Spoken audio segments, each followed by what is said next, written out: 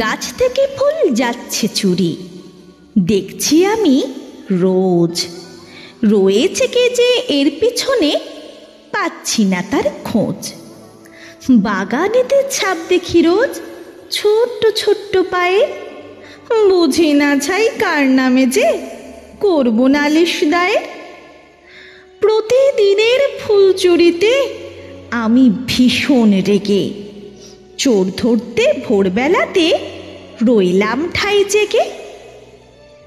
একটা কচি চোর এলো যে পা টিপ টিপ করে, একে একে ফুল তুলে সব নিচ্ছে সাজি ভরে।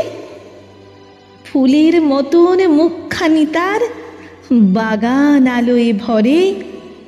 তোমরা বলো এমন চোরকে বকি কেমন করে?